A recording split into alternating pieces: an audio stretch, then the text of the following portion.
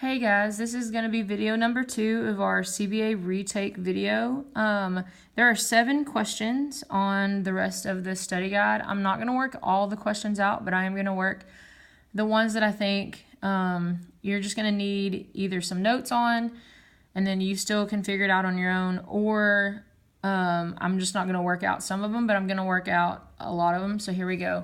The first question is number 1. It says pattern blocks were used to build a figure.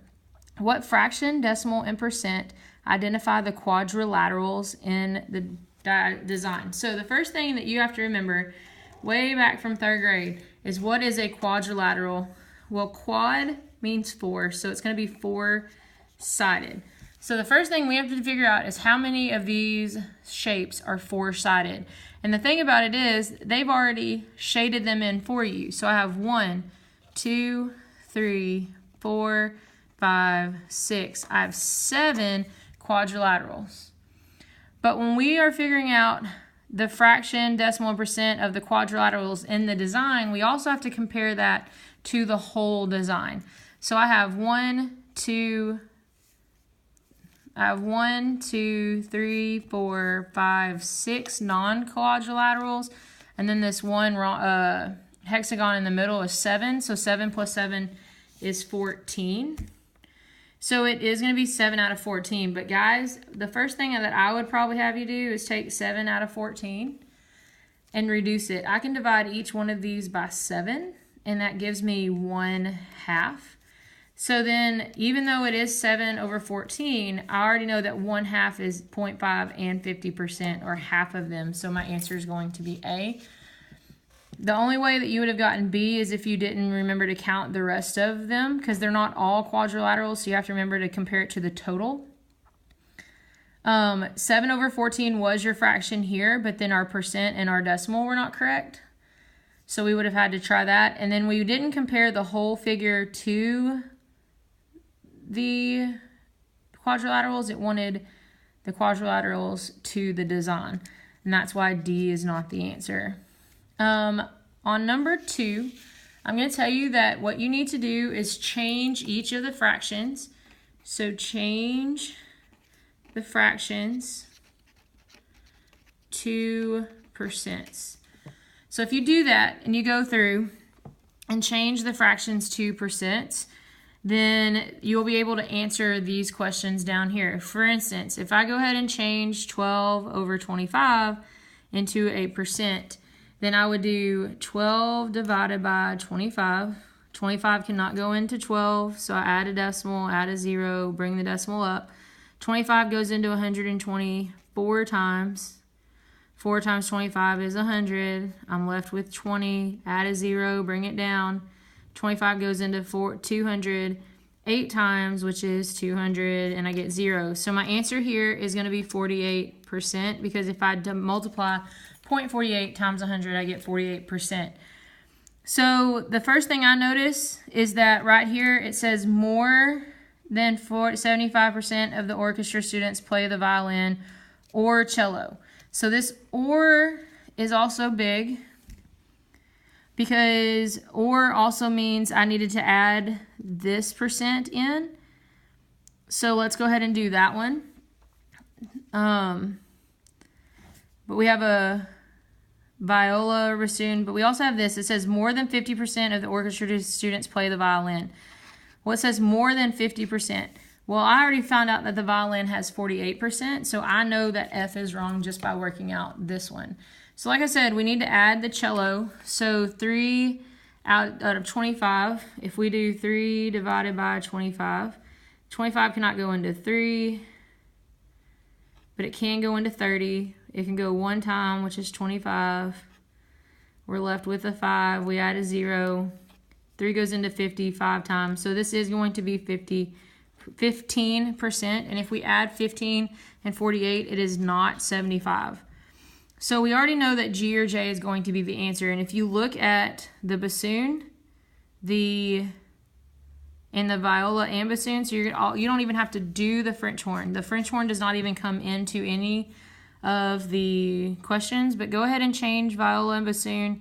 the fractions to percents and then see which letter is correct. I think y'all should be able to do that now that we've eliminated some answers. Number 3 is pretty straightforward. You're just changing 7% to a decimal. And how do we change a decimal to percent? Well, we divide by 100. I think y'all should be able to do that one on your own, because if we divide by 100, then 100 goes on the outside, 7 goes on the inside. Y'all should be able to do that one. I'm not going to work that one out with you. So let's look at the back. Number 4, it says it's looking for 85%. So what you're going to have to do is remember that a fraction is a part to a whole relationship.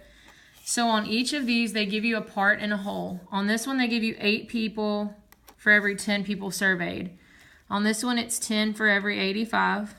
This one says 17 for every 20, and this one says 3 for every 17. So you're going to have to change all of these to percent.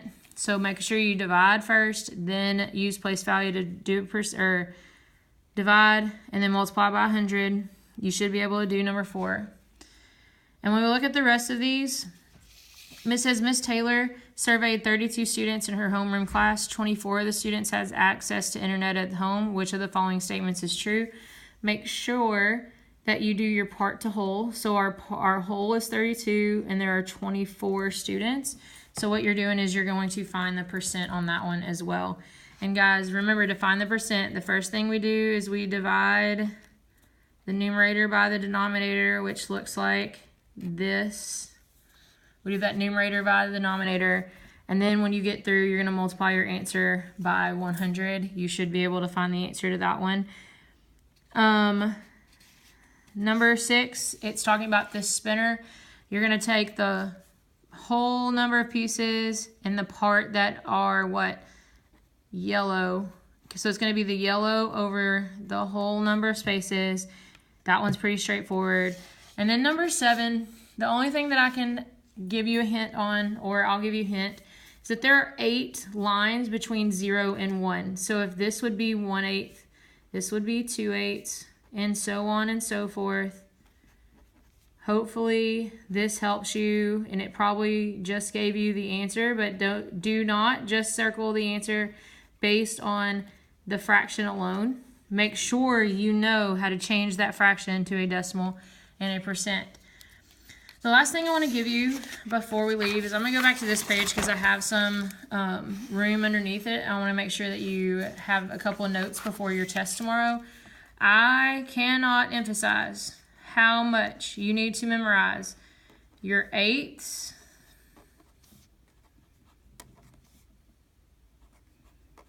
and your 3rds. You need to memorize what these are as a fraction, a decimal, and a percent. I would make some flashcards if you need to, and give yourself something to like really quick drill and do on that. Always remember the fraction, decimal, and percent idea is going to be that for a fraction, it's always going to be the numerator divided by the denominator. To go from a decimal to a percent, we multiply by 100. To go from a percent to a decimal, we divide by 100. To go from a decimal to a fraction, we use place value.